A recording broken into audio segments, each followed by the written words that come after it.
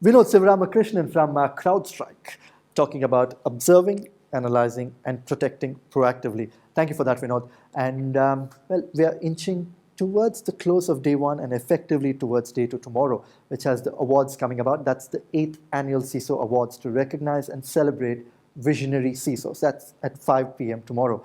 And I'm keen to know who the winners are. We'll get there.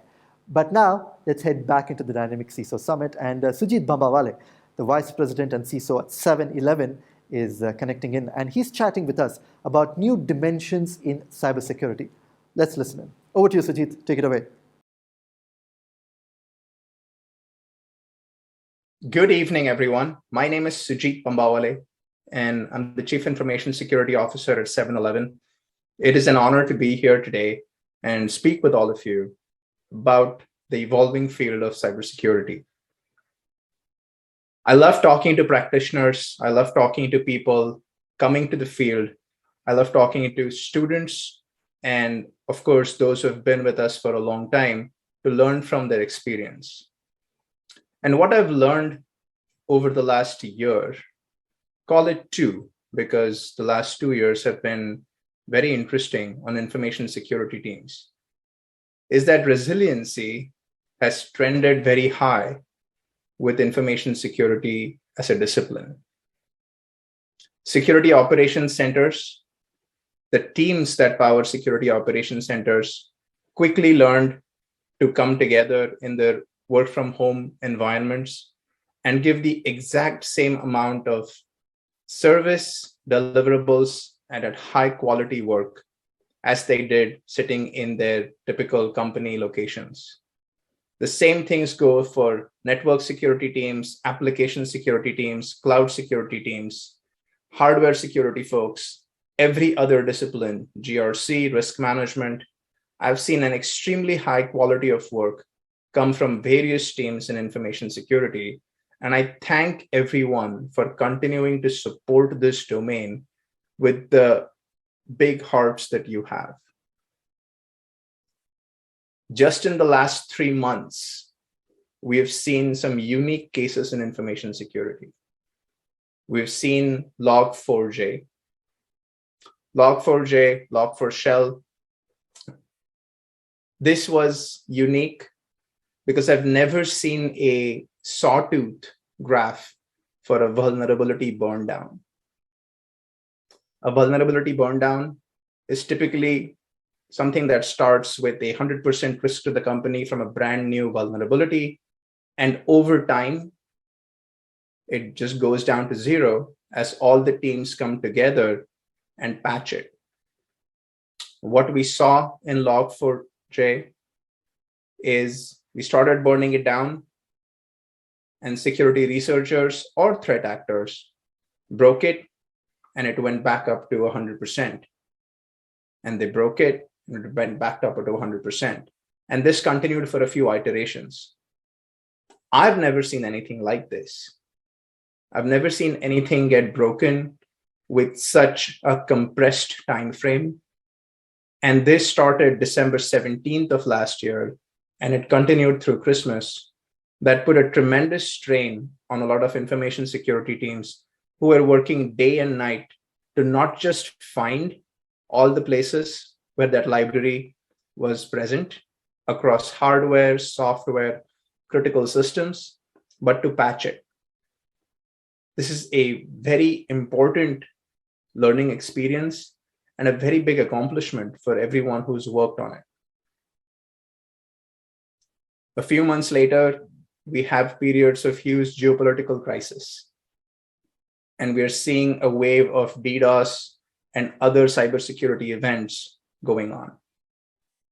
All of these things tell us that information security is rapidly evolving. And information security is rapidly evolving to scale past the size and the scope of the standard information security team's strength.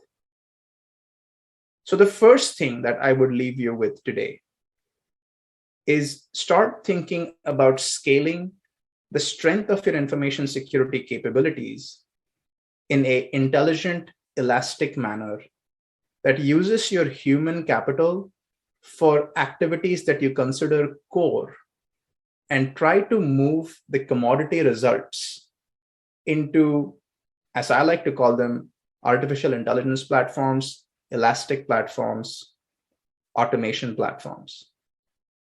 The scope of information security concerns is too wide, non-linear, and at a very high velocity that if you try to solve them with just people, we're going to fail. So empower your people with the right tools. Speaking of people, the second thing I'll talk about is adapt to our changing environment. We've heard a lot about the Great Resignation. We've heard a lot about people considering different roles and different jobs through the pandemic. Security is a place where creativity meets technology, meets human psychology. Let's, as security leaders, move past the standard inorganic channels of hiring, the standard inorganic lens of reviewing experience and expertise, and start opening our arms to people from all walks of life, all disciplines, welcome them into information security. And an easy way to do this is rotational development programs.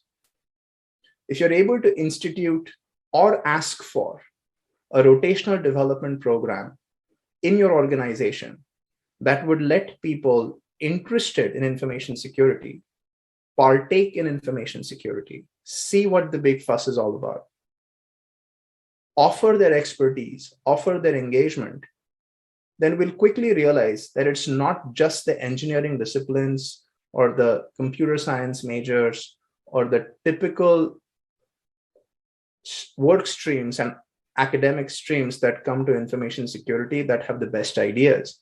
You may get awesome ideas from people who are far diversified from those typical academic and experience streams. I've gotten great results working with people from finance because they were able to follow the money with regards to some information security events, and they were able to see it much better than anyone on my team could.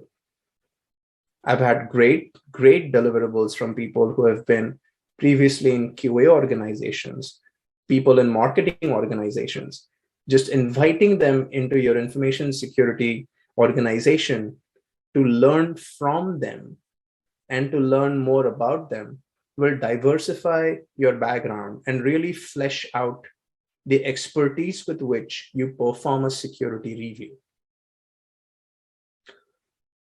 Diversity is the third thing. I'm very happy to see big positive growth in diversity and information security. Obviously, we have a long ways to go to get to the right mix, but I think we are a long ways from where we were. I see a lot of different new faces in information security, and more importantly, I see a lot of courage in younger folks, people younger in their careers, walking up and saying, I want to be an aspiring CISO. I think that's an excellent opening line. And I love to hear it every time I do, because that really makes me lean in. And I'm very happy to see people coming out of college saying, how did you get here? I want to learn what you did to get here. I want to learn, put in those work hours to get to your levels of experience and expertise, understand what you assess, learn your criteria, learn your playbook. And they're not ashamed to put in the hard work. They work extremely hard. So I think I'm very happy to see the vector at which growth of diversity in hiring and minds are being opened in information security. AI comes up a lot. And there are different perspectives on whether AI is going to take away jobs, change jobs, and so on and so forth. I actually think we cannot do without AI.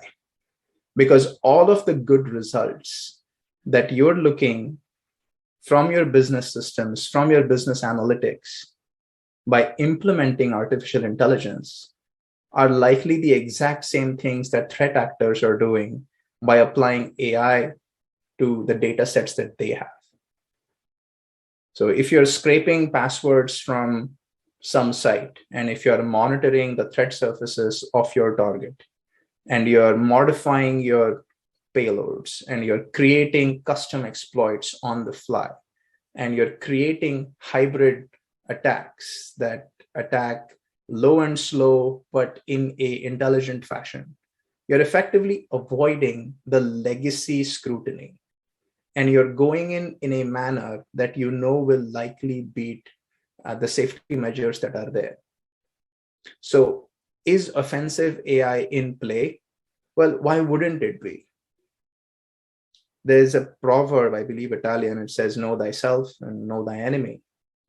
And if you were to put yourself in the shoes of your threat actors, they are thinking about ROI. They are thinking about scale, and they're thinking about optimizing their time and optimizing their investments. So you have to go and think about scalable technology, as I started with. Now, information security in the last 18 months has also given us a few sets of interesting learnings that are beyond AI, that are beyond hiring, that are beyond diversity, and a lot of those topics that you may have heard of before. You may have heard about bug bounty really growing up in popularity, and the amounts of payouts increasing. And you may have heard about different areas of information security suddenly getting more airtime and more recognition than before. And this is just part of the evolution of the domain and discipline of information security in general. So I think it is incumbent upon security leaders to not just look at what's been working well, or to also ask yourself, there are certain areas that have been effort heavy. What can we do to take that effort, automate it, and really let our human capital focus on higher value work? Case in point, I'll talk about partner security questionnaires. There are a lot of systems that are automating it. There are a lot of systems that are making the process easier. But as I look around the industry across multiple verticals, I continue to see spreadsheets. I continue to see large size documents. And I wonder, is this still what we're doing in this space? Now, there are some wonderful companies in this space that have automated a lot of that. They've put in some intelligence that are doing this at scale. And kudos to them. Some of them are even mixing threat intelligence into partner security, which I think is a wonderful combination. But I think I want to see the gradual death of the long partner security questionnaire, because realistically, it appears that nobody can even agree on what is the right questionnaire. And there's always a lot of back and forth. There's always a lot of time spent. Threat intelligence, a very interesting field, extremely high velocity data, and bringing all that data into a common construct is getting more and more interesting, because people are asking for more layers and people are expecting more and more automation because they don't want false positives. So we're getting a little spoiled. If you roll the clock back 10 years ago, threat intelligence wasn't that great, and it wasn't coming in from these many sources. Now we're getting better and better threat intelligence from a variety of sources, but now we want that intelligence to go into our log correlation platforms, to remove duplicates, to come up with a narrative, a risk narrative, and then to have that get piped into the right security measures and security safeguards so that the right alerts are generated and the right action is taken. This is a tall order. And I'm happy to see that there are many vendors and many approaches that are actually doing this. But when I see this and when I see requirements for new threat intelligence platforms, I often chuckle saying, wow, we wouldn't have even asked for this 5 years ago, 10 years ago, and now this is so commonplace. Again, evolution. The number of people coming to information security also warms my heart. I think it is really growing up as a discipline that makes people curious and interested.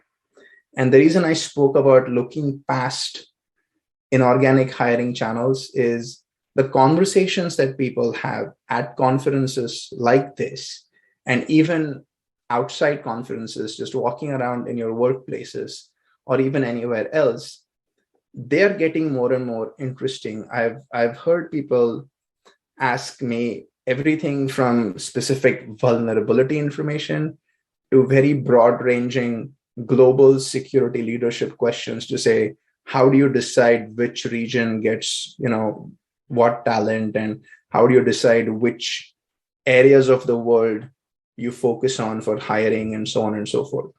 So there's a lot of maturity coming into this space, which I love to see. And I think that mixing evolving technology, mixing the rapid increase of diversity, mixing new ways of hiring, and looking at things like bug bounty is only going to do better and better for information security practitioners in general. Now, let me talk about practitioners. There appears to be a divide between people who think they're practitioners and people who think they're not. And I would recommend that everyone in information security keep one toe in the water, so to speak. It's very important to be aware of new exploits, new ways of compromising systems. And perhaps you don't have to know the exact commands to do something, but it's very important to learn the methods of the threat actors. A few months ago, when the SolarWinds news broke, I had one impression of how SolarWinds worked. And then as I sat through a lot of technical sessions that really broke apart exactly what the attack did, how the threat actors got in, and what happened next, I found that I actually didn't know at the start how it worked. And that clarity that I was getting was really making me happy, because I saw a lot of creativity. I saw a lot of elegance in the attacks.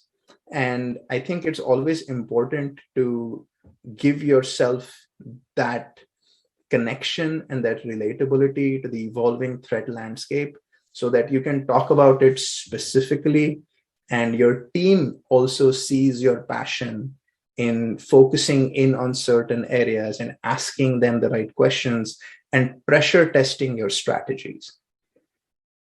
Now, speaking of strategies, I think it's very important for security leaders to build the right strategy. There are a lot of tools on the market, and information security is a huge marketplace. Billions and trillions are discussed when you talk about the information security marketplace as a whole. So the amount of capabilities that you can have as a part of your information security fabric is growing.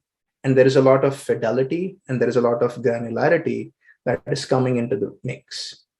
It is very important for security leaders to set the right roadmaps.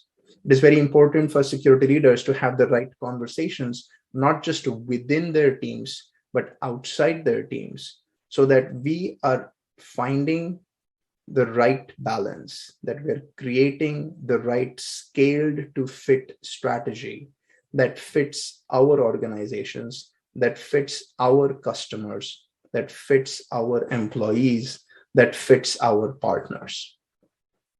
And this is important not just in terms of setting the right expectations in terms of budget and spend, but it also helps significantly in setting expectations with your market space, in telling your leadership, this is what you're going to achieve, setting up your team for success. I mean, if you create a roadmap that says, I'm going to do everything this year because I want to look at every tool, I'm going to POC every tool, then you're just setting yourself up for failure. You don't have enough hours in the day to do that and fight the log4js that happen. So it's very important to say, okay, what is my market segment? How does my customer think? How does my customer purchase? What is the workflow? So it's not just know thy enemy in terms of threat actors, but it's also very important for security leaders to have a very learn, teach, learn point of view. And the first step is to learn their customer. You have to be very clear on your customer's purchasing workflow, the end-to-end on how you acquire a customer to how the customer checks out and why he or she comes back. Being aware of this will let you now think about where threat actors could insert themselves into the mix and the back end of that, and the importance of every back-end system that powers every footstep of that process, that powers every transaction of that process. And the more you make yourself aware of the grain, the more you'll be able to see where you can inject, where a threat actor can inject, and then you can find your sweet spot about where to sprinkle the right controls from a telemetry perspective so that you create your own die packs to say, well, if this is broken, we have a problem. After strategy and after setting the right expectations, I think the last thing I will say is communications. All of what I said so far, artificial intelligence, hiring, opening your arms to diversity more than you are doing before, building the right strategy, focusing on the right spend, looking at bug bounty programs, looking at the adaptive hiring marketplace. All of this is accelerated and enhanced with the right communication strategy. And communication strategy sounds like a big word. It is you speaking not in information security speak, but in plain English. You speak the language of your company, you speak the language of your employee, you speak the language of your customer. Without this, it's very difficult for you to communicate either the ask from security or the deliverables of security in a successful manner to any of your stakeholders. And this is where I see a lot of security leaders struggle. They tend to make a lot of assumptions with regards to what their audience knows. And I always encourage people to think about, just like you're telling this to your parents, assuming they're not in information security, of course. Would they understand? How would they push back? Find the right analogies. Without this, you're effectively creating your echo chamber and you're staying within your echo chamber, because it is important for you to get the right constructive criticism from different audiences, which will make your strategy both resilient and harder and able to scale to the evolving landscape. Once again, my name is Sujeet Bambawale, the Chief Information Security Officer at 7-Eleven, and it's been a pleasure talking to you today. Thank you.